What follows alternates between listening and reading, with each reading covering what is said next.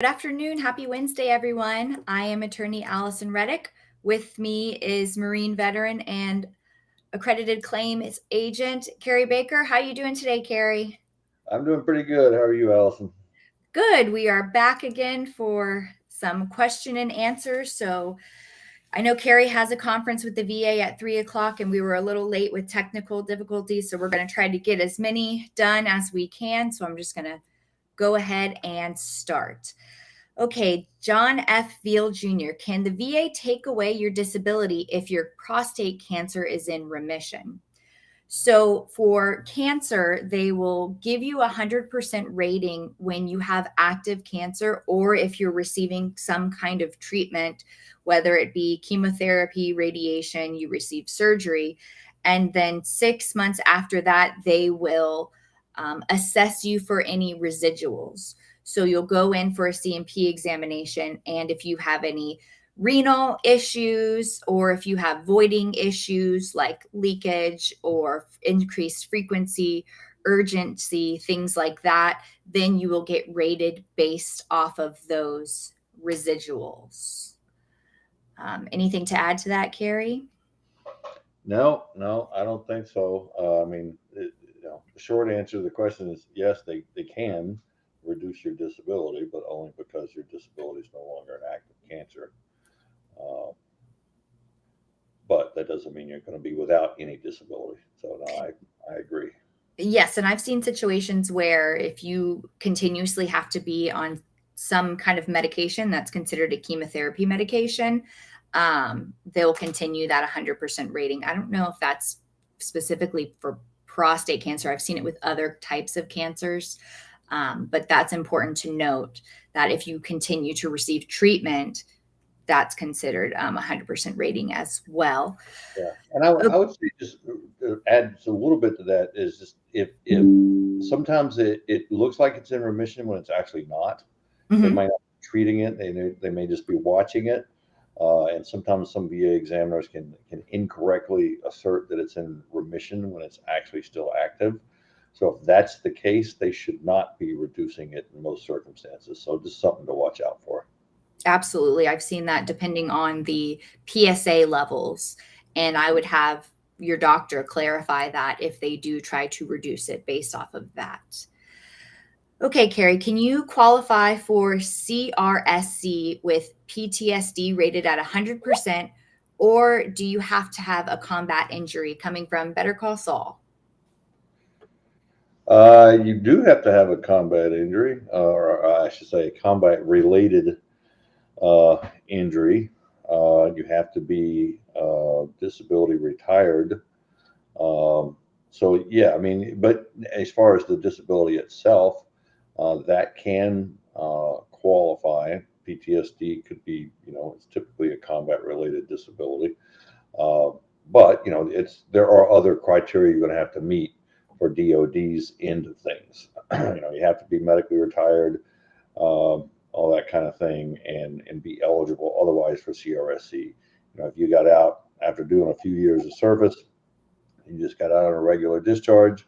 Yeah, you can get the rating, but you're not going to get CRSC for something like that. So, uh, but yeah, I don't think there's a limit on the kind of disability that would qualify for CRSC as long as it's due to a combat related activity.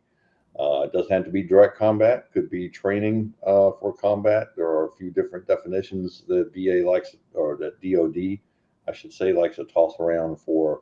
You know, in other words, I've seen them change on the whim their definition of combat related activity or combat related incident or something like that to suit the benefit that someone's claiming, and they've actually reduced it their definition so that fewer people.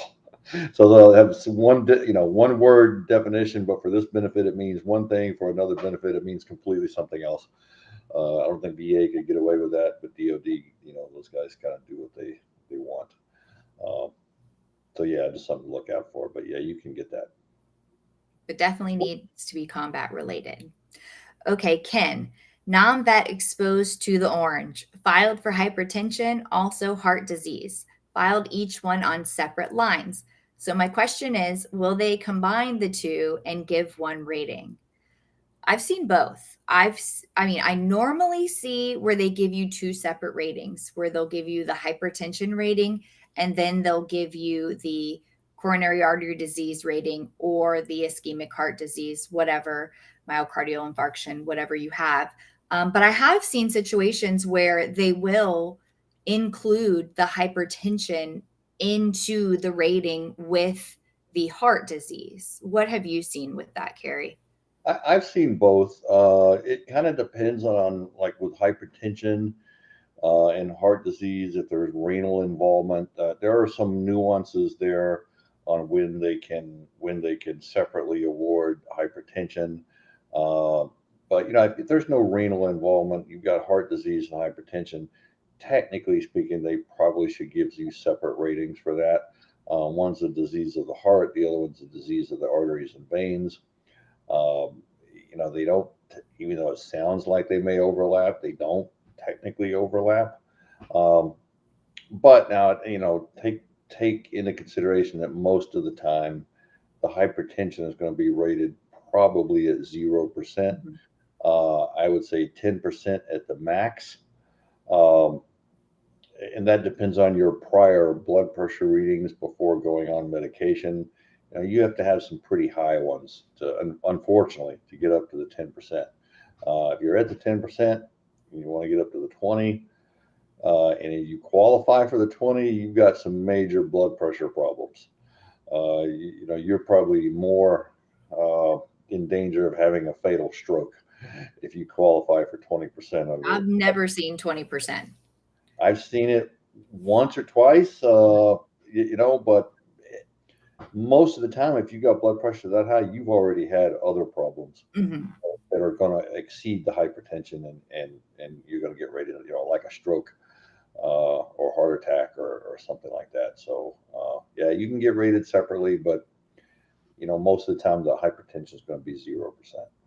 And like Kerry said, the only way to get that compensable rating for hypertension is to show that you had qualifying hypertensive readings prior to medication. And that's what I see a lot of people run into, is that they've had hypertension for 10, 20 years, and there's no way for them to prove that prior rating. So then you usually get 0%. So if you're going to get a 0% rating, don't worry about separating them out. Only if you qualify for the 10% and it's going to actually change your combined rating, would you try to separate them out. Yeah, well, you want to watch. VA will sometimes forget. Hypertension can sometimes cause, obviously, hypertensive heart disease. Mhm. So if you've got hypertension and you had it for a long time, and say maybe you've got atrial enlargement of the heart, let's just put aside the heart disease for a second. Say you just filed for hypertension and you didn't think you had heart disease, but if you have enlargement of the heart and it's due to hypertension, well, now you've met the minimum 30% requirement for hypertensive heart disease. VA will forget that a lot of times. I'm seeing some trends. I don't know about you, Allison, with hypertension. Things that seem to have used to, at one point, would have been an easy grant for hypertension, like a secondary stroke or secondary heart attack, secondary vascular disease, especially the lower extremities. You go on there. Used to, you would see VA award service connection for hypertension before it was presumptive. For whatever reason, you had it in service, related to diabetes or whatever the case may be, and you would always see them pretty much service connect the secondary stroke, secondary heart attack, whatever the case may be. I'm seeing a lot of those denied now. Whether that's by design or not, I don't know. VA fought the hypertension issue for a long time. So just watch that. If you've got residuals other than just the hypertension, like hypertensive heart disease or strokes or heart attacks that aren't otherwise service connected, don't settle just for that 0% for the hypertension. They're supposed to look at all the residuals there, and that's where you're going to get your best ratings for hypertension. Is the residual. Another place to look out for with hypertension is pulmonary hypertension, Yeah. because that's a 100% rating. So that's another caveat of hypertension to look out for. Okay, next question is from Mike Beauchard. How long is the wait for a regional office to adjudicate a remand from the board for a PCAFC appeal? Board remand date was September 2nd, and my husband is 77 years old, 100% permanent in total. So that is for Caregiver, which is through Veterans Health Administration. And the thing is, when claim appeals go up to the board, the advanced on the docket rate or age is 75. So they move quickly on those. But then when you get remanded back down to the regional office, the expedite or advance on the docket age is 85. So that's why that's going to sit. And anytime anybody asks me how long anything anywhere is going to take, I say, I don't know, because they kind of do whatever they want. It is interesting, though, that you did get the decision. I'm assuming that's based off of the advance on the docket age for the 75 for the Caregiver decision, because that is a new system that they're completely going to have to revamp. And I'm not surprised they're remanding it to see how to move forward with that. Do you have any more insight on wait times? No, it's tough once you get the remand. I agree with you, Allison. The board's pretty good about picking up the 75-year-olds and older and expediting those. But once it's remanded, they are supposed to continue to do it at an expedited basis. But you just don't see that much. If you have a representative, you're going to need them probably to stay on the RO about, or in this case, maybe the medical center, since it's a caregiver. But yeah, I couldn't tell you what the timelines are on those. It's just such a new issue. But even the regular remands, you don't. It's hard to. Some of them are taking a couple of years. Some of them take a couple of months. There seems to be no rhyme or reason once it gets remanded sometimes. Yeah, I don't even know with the Caregiver remand if that's something that how that's going to be tracked, because I haven't seen it yet. Yeah. So if we get more information on that, I know I have one at the board that should be getting a decision soon because it's advanced on the docket. Hopefully it's a grant. But regardless, if we have any updates on how those are tracked, we can give information on that. Okay, Annette Baker, if you are a provider, can you complete your own DBQ and Nexus letters?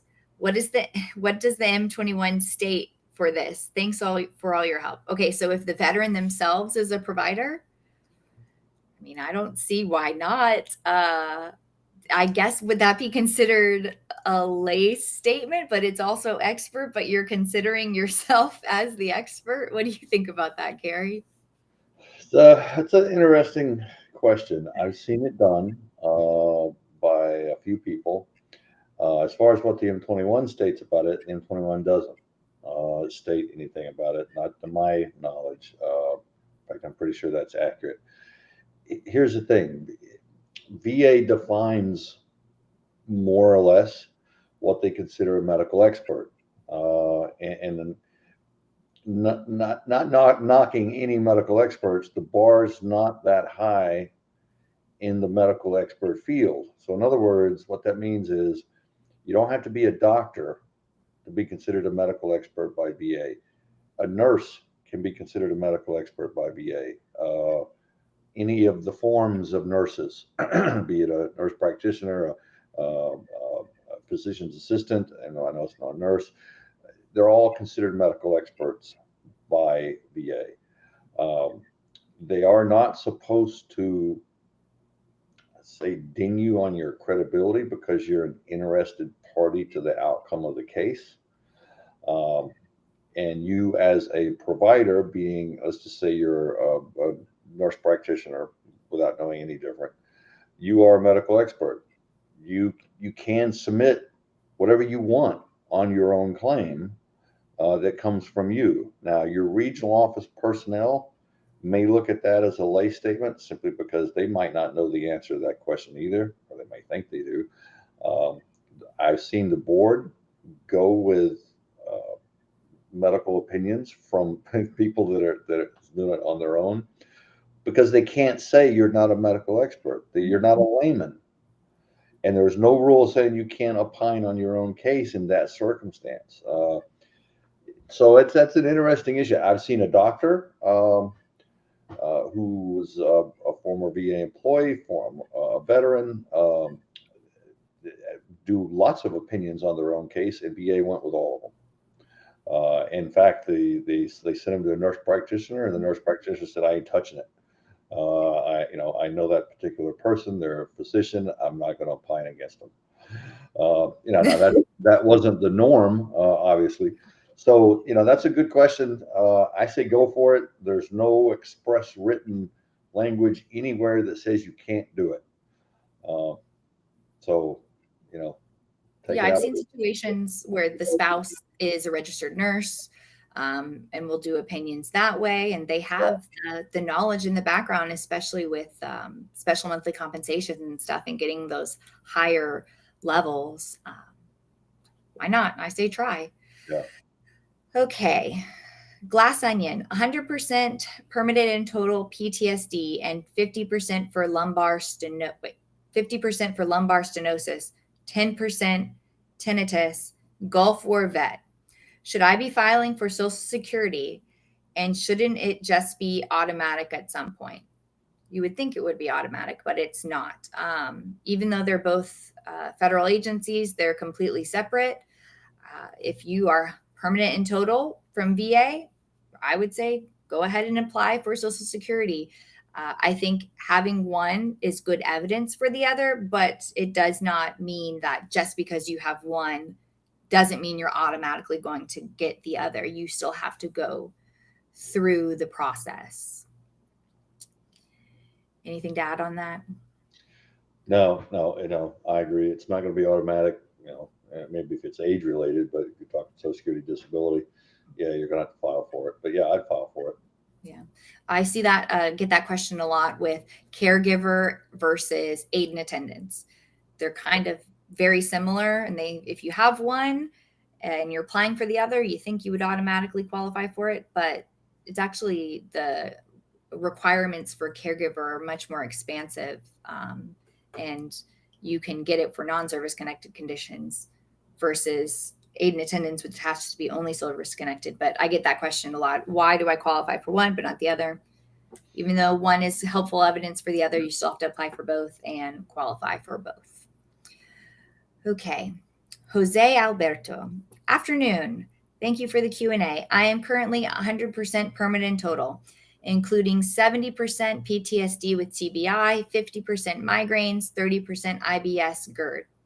Can I try for individual unemployability via migraines and get SMC for others totaling 60+%? Yeah, absolutely. You can try that. I think you'll have an easier time getting it based off of the 70% for the PTSD with TBI. I don't know what your specific symptoms are, just because that is a 4.16A scheduler. It meets the requirements, whereas 50% for migraines would have to be an extra scheduler consideration, because to be considered for IU under the scheduler requirements, non-extra scheduler, you have to have at least 60%. So not knowing the facts of your case, but just looking at the percentages here, I would try for it based off of the PTSD with TBI. However, if you have more debilitating issues with the migraines, you can try that as well. It's going to be more difficult because it's going to be extra scheduler. But you have to show that you are unemployable for that one condition only to get IU for that one condition. And then the others would add up for you to qualify for SMCS, which would be the 60 plus. What do you think, Kerry? I don't know. I agree. But again, I go back to my normal position here, and I urge caution. Yes. You're 100%. Are you protected? Have you had it for 20 years or more? If you have, then go for it. If you haven't, be careful. You're not protected. They can reduce. Is that few hundred extra dollars a month that important? How solid are your current ratings? You know, in other words, have you been doing pretty well lately? Have you not? Just, you know, be honest with yourself, because you can get yourself into some hot water. Mhm. You know, but I agree completely with Allison. If you're going to go for the 50% migraines and try to get TDIU on that, you're going to be facing an extra scheduler battle, and that is tough. Not impossible, really hard. I definitely wouldn't do it that way. I would do it for the PTSD with TBI. But again, I urge caution. So No, I agree 1,000%. Is that $100 or extra couple $100 really worth it? Because when they do those exams, they can easily reduce any of your other ratings. And then that jump from even 100% to 90% is a big difference monetarily. And you lose all of those permanent and total benefits. So absolutely heed with caution. And like Kerry said, unless you have really good evidence and your ratings are solid and they're not going to be changed, but VA still makes mistakes and will reduce you even when you shouldn't be. And you lose your what's the right word? You lose your consecutive total rating. You know, let's just say you've been rated in that manner for 15 years. Mhm. You've got 5 years to you're protected. Okay.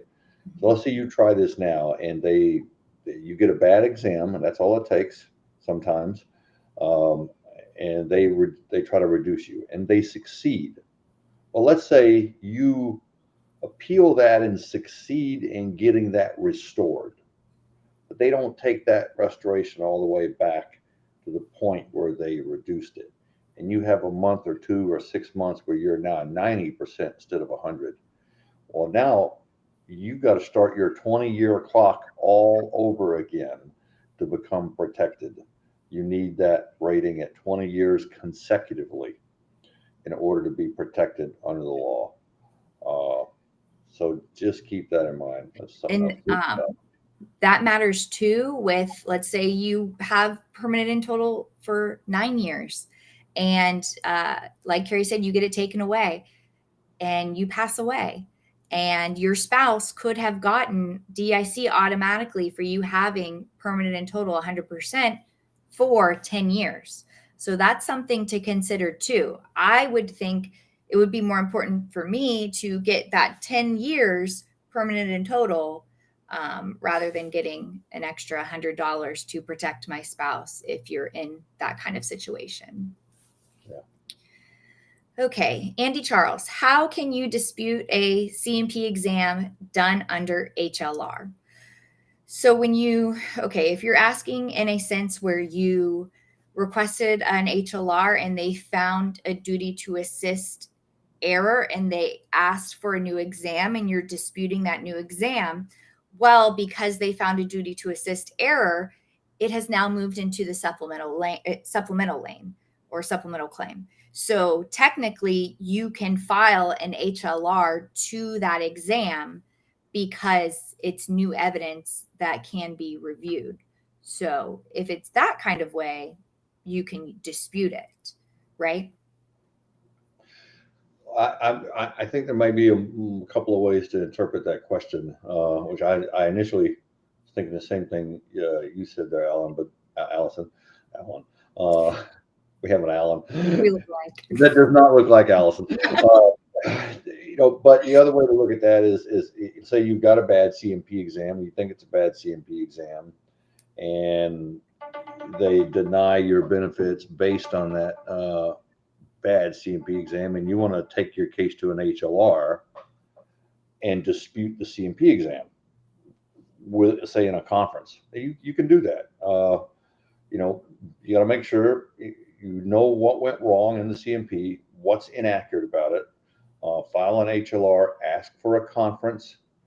They'll call you the day of the conference, and you just explain to the HLR, which is a decision review officer, what went wrong in the C&P. Why is it not accurate? Now, the HLR can then find that C&P is inadequate, thereby resulting in a duty to assist error, and return it to the supplemental claim lane for a new exam. That's the way I think the question might be meant. But otherwise, yeah, you can't. You're not going to get a CMP exam under an HLR. HLR is, they're either going to send it back for development or just look at the evidence that was in the record. So I guess it depends on the context of the question, I'm guessing. Jeffrey Brenner, I've been waiting 18 months for the rest of my back pay. What's up with that? Well, we don't know, Jeffrey Brenner. What is up with that? Yeah, we can't answer a question that's like that. Yeah, contextually, we don't know what if it's something that's pending in VA. Are they saying that they've given you all your back pay and it's like an audit request kind of thing? Maybe you can request an audit if it's that kind of situation. But 18 months is a long time if you've received a decision, a notice of action letter, and you haven't received your back pay. Is it a DFAS issue? That's something else. Yeah, that's what I was going to say. If you've actually gotten a decision that should give you back pay, then that's very important to know the context of that question.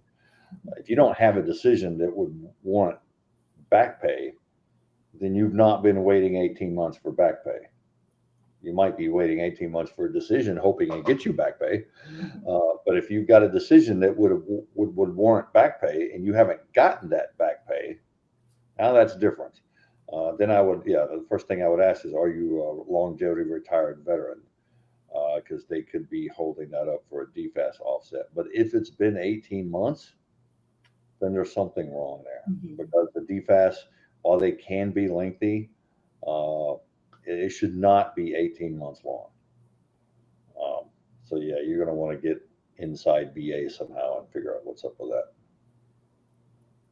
Ken, P1, how does VA know when to review 100% lymphoma rating in remission? Should have done 7 months ago. Is not scheduling a review exam a cue on part of VA, allowing VA to take back payments? No, absolutely not. Don't look a gift horse in the mouth. I think that's how they say that. Yes. Yeah, if VA never gets around to giving you a review exam in a situation like that, which they have done so in cases, that 100% ran for years and years and years, and say it ran for 20 years, you're protected at that 100% rate. Doesn't matter if they come back and look at that and go, oh shit, that cancer was in remission 19 years ago. They can't touch it. Okay. I'm just using that as an example. They can't look at a case and go, oh, we should have reduced this a while back. It's our fault. So now we have to reduce it retroactively and charge you an overpayment. That is highly illegal. They cannot do that. If they do realize that they should schedule an exam and look at reducing because it's in remission, there's due process involved in all of that. They have to give you those due process rights, just like any other kind of reduction, and reduce it from point going forward. They cannot do it retroactively. Okay, second question is, how long does VA consider a Nexus letter valid? May not submit mental health and other claims until VA schedules exam to review my 100% lymphoma in remission. Do you advise waiting? No, I would not advise waiting, especially, I don't know, because if you file that new claim, that could put someone in your file to look and see that you need that follow-up exam. So, I mean, you could really be shooting yourself in the foot there. Don't you think filing new claims could put hands in the file and they could see, oh, there's this other service-connected condition that we should have scheduled an exam for 7 months ago and we haven't done it? Yeah, I'd get it in there because they're only good for about 30 days. I'm kidding. No, there's no time limit. Once the medical opinion is in the record, you've got a medical opinion in the record that supports your case, whether that's done yesterday or done 10 years ago. It's still evidence to support your case, but I wouldn't wait. Uh, they may look at it and go, well, we don't need a VA exam. Now they probably will, but if they're doing their job right and your Nexus letter is all they really need under the law for a favorable decision, yeah, they could look at that Nexus letter and go, oh, well, we don't even need to get our own exam. We've already got a good Nexus opinion. Let's just grant service connection. Am I misinterpreting the context? Yeah, I don't think that would happen. I would think they would still do their due diligence. Well, but what I see it as, he's asking, should he wait so he doesn't lose the 100%? I would say, what's more important to you, keeping that 100% or being service connected for mental health? I would keep the 100%. Yeah, I see what you're saying. I didn't get that far on the 100% in remission. Yeah. I pray. Yeah, if you're getting that 100%, leave it alone. Mm-hmm. Yeah. And then once they schedule you for an exam, then you can file the new claims. But my advice is always, if you have 100%, leave it alone, unless you have some kind of debilitating condition where you are entitled to special monthly compensation. Keep hands out of your file, because they're always looking for ways to reduce. And if you were due for an exam and they haven't done it yet, that's on them. I would not give them any kind of notification looking in your file to try to schedule that exam, because. And here's a question too. They sometimes make these cancer diagnosis, the 100% ratings for cancer, permanent total. Mm-hmm. Okay, so look at your rating. Did they authorize Chapter 35 benefits, dependents educational assistance? Get a copy of your claims file. Look at the code sheet. Did they say none on the code sheet where it says future exams? Okay, if any of those things happen, then they might not even be looking at reviewing your lymphoma. Then you've got 100% permanent total. You may not even need to file any new claims. So, yeah, that's something I would definitely look at before you do anything. Okay, T.A. Chapman, why won't a CMP examiner issue a rating for bilateral flat feet when you have bilateral flat feet, evidence of bilateral flat feet pain and medical records, but don't actually have a diagnosis of bilateral flat feet at 94%, and it's infuriating? Yeah, that would be. We see a lot of those. Well, first, go ahead. No. Well, the examiner is not going to issue the rating. So but what were you going to say, Allison? I think the issue is that the examiner maybe isn't giving them a diagnosis, even though they're saying that in their past medical history, there's evidence of bilateral flat feet or pain in the record. I've seen that as well, where they won't give you a diagnosis, and then they'll say, oh, they don't have a back condition. And I'll file a higher level review and say, no, look right here in the VA records, in the past medical history or current diagnoses, there's diagnoses or there's evidence of bilateral flat feet. Bilateral flat feet is a condition. That's not a symptom. You either have it or you don't. So I would think that may just be an issue with the CMP examiner. And I would try to, maybe they didn't review the record, which happens often. And if you have that in your records, I would still try for it. Yeah. Get that 10%. Yeah, absolutely. LG, hello. I was recently increased to 30% for migraines. Is it too soon for an increase? I have gotten a statement from my supervisor with dates of when I've had to call out, or do I wait? None of the above, in my opinion. Why is that? Because you should appeal the 30%. There you go. If you still can. Rather than saying, oh, I'll accept the 30%, and now it's been a year or 2 or 3. Is it is it time to file for an increase? No, if your headaches are that severe and the 30% doesn't contemplate or doesn't compensate you the way it should, don't accept the 30%. File an appeal and go for the 50% back to the same effective date, rather than waiting to file a brand new claim and blowing your effective date.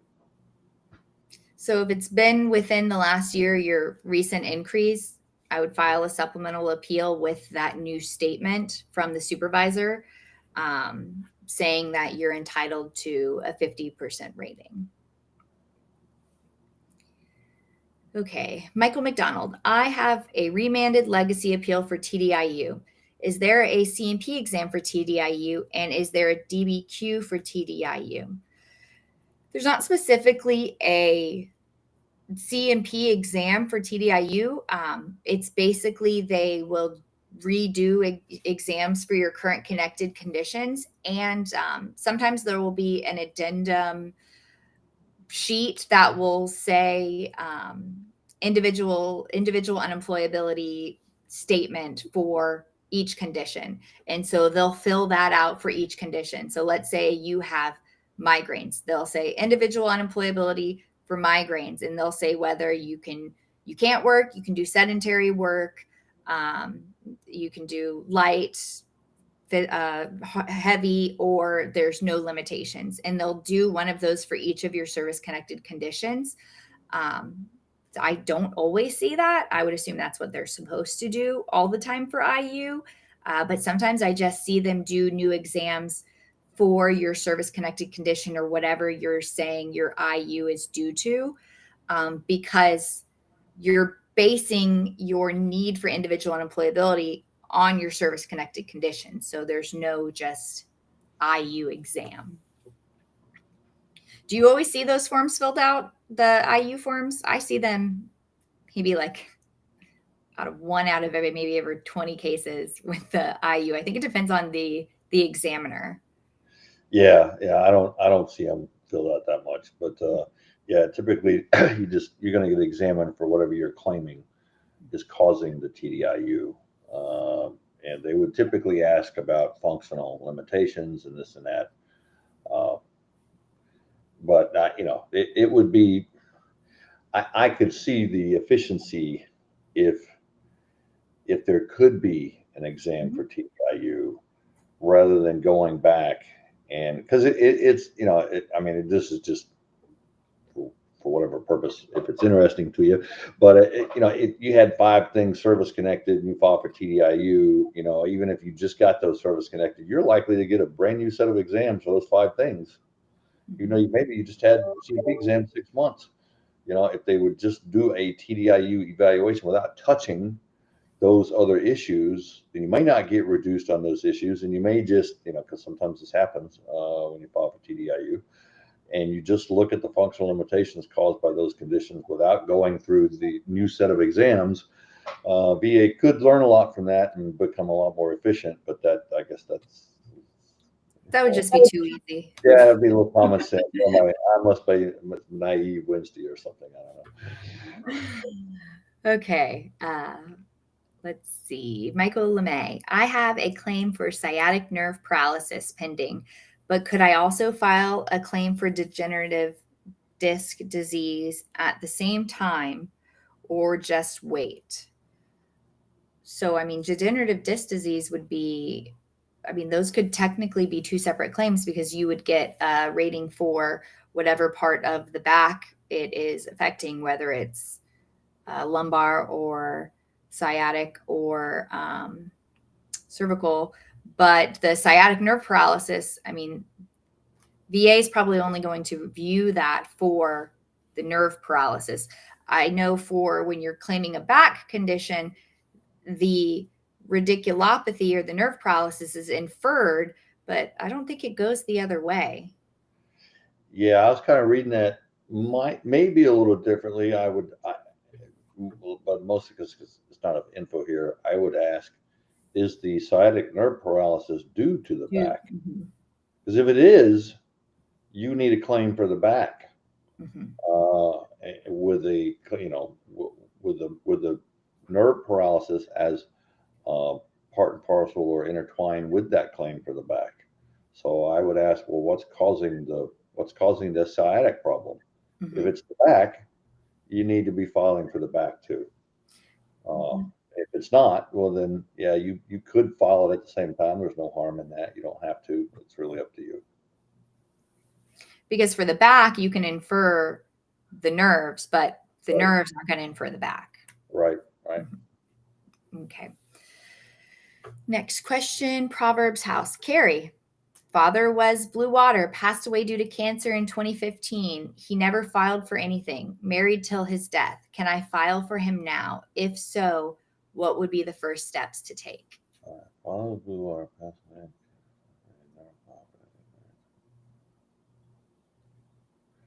All right.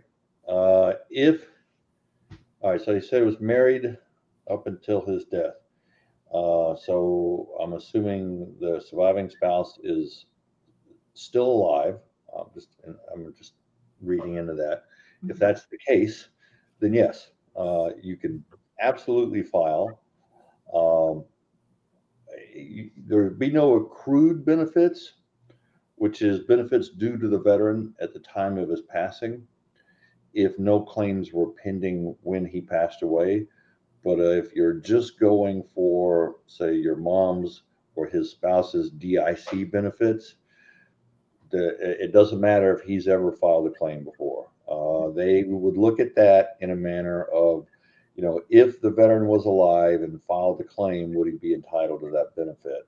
If the answer is yes, and that benefit would have caused the death of the veteran, then yes, VA will award the surviving spouse DIC. So I would absolutely file for that. Yeah.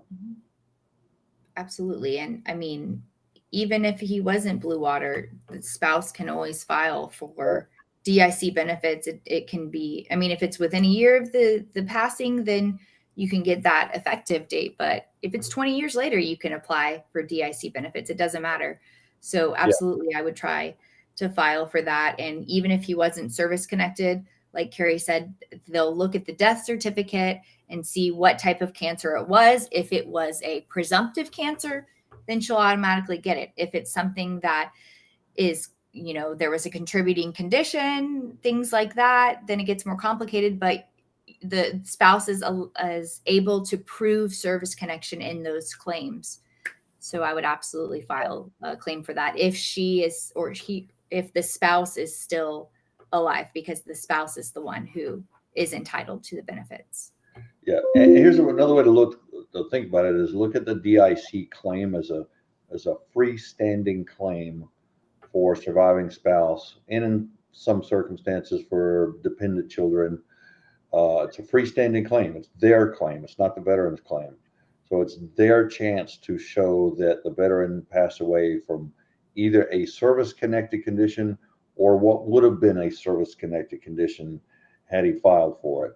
And it's completely the widow's claim or the surviving spouse's claim. They get to fight it all the way to the end, just like a vet gets to fight for benefits all the way to the end.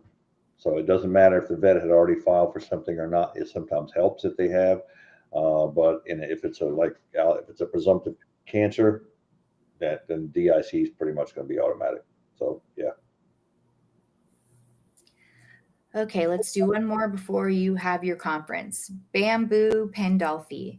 Are statements of symptoms of radiculopathy, sciatica made to a C&P examiner enough to justify an informal claim prior to March 24th, 2015? Thank you to all you do. So prior to March 24th, 2015, you didn't have to file a claim on the 526 form or reopen on the supplemental claim form, which it is now. You could write it on a napkin, you could write it on anything, and they would have to accept that as a new claim. I don't know if this would necessarily be a new claim. It would seem more as viewing whatever issue that they were getting the C&P exam liberally, like we just discussed before. If it was for a back condition, radiculopathy and sciatica are issues that are supposed to be inferred. What do you think, Kerry? Well, I'm going to read into the question, and maybe inaccurately so. If you're having an exam for a back problem and you talk about your radiculopathy that's caused from the back problem, then that, in my opinion, all right, that's not an informal claim. Mm-hmm. That is a formal. I mean, here's the thing: if it's a back problem, say it's a degenerative disc disease, arthritis in the lumbar spine. The how that's rated is based on, well, part of the limitation of motion and all that, but also the residuals, which include radiculopathy. Okay, so that's part and parcel to radiculopathy rating will be part and parcel to a back rating if there's radiculopathy from the back disability. So that's not an informal claim. That's part of that back claim.